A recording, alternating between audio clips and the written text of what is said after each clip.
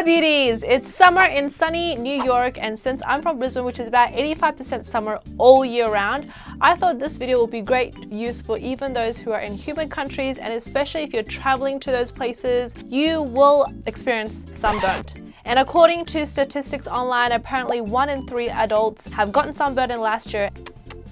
It is not good.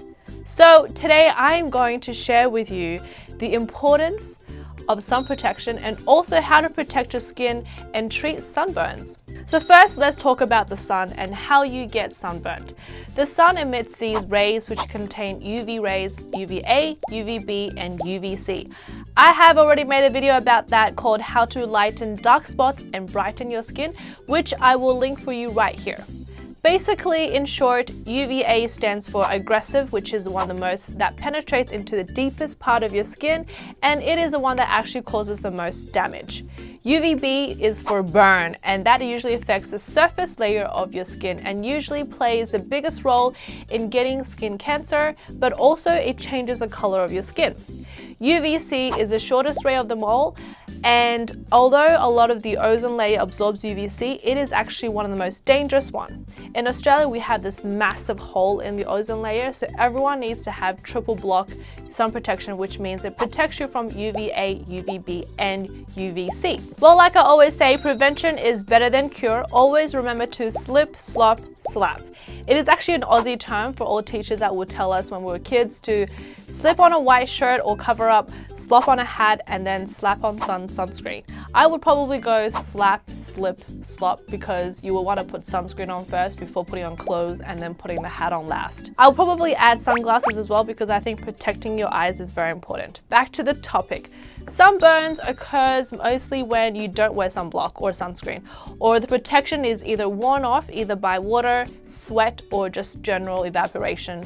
As sunscreen is applied to the surface layer of your skin and it stays there, it doesn't actually get absorbed deeper down or anything like that. So it is supposed to protect the surface layer and it is applied to the top layer of your skin. So sunscreen is used to either absorb the UV rays or it actually reflects UV rays as well. So there's two purposes that sunscreen does for you. It doesn't mean because you apply sunscreen, you are 100% protected. If you know you're going out to be in the sun for a little while, you will need to have reinforcements, which means you will need to have cover-ups, you need to have a hat, you need to protect yourself, keep hydrated. I recommend wearing white or light colored clothing that will help reflect the sun's ray, and your hair also gets sunburned. Even if you don't have hair, you have a scalp. So you make sure you have a hat and obviously preferably something with a wider rim which covers most of your face. And of course, wear long sleeves if you can because you don't want a farmer's tan.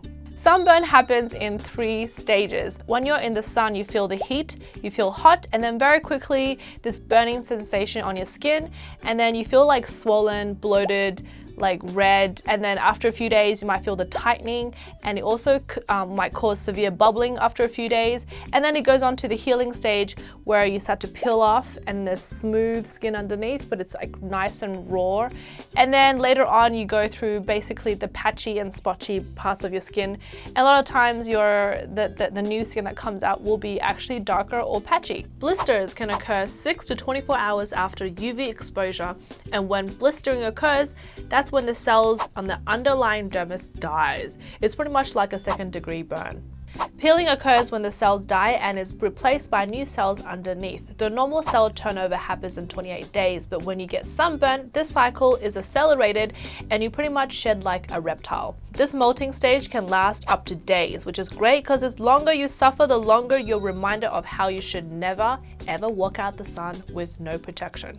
Now, I have a series of tips I would like to share with you that you can also help ease the process. Number 1 is to cool your body down. Take a cold shower or have a green tea bath to slow down the burning process, relieve the pain and swelling. Number 2 is to go grocery shopping for the list of foods that you will need to eat and protect and save your skin.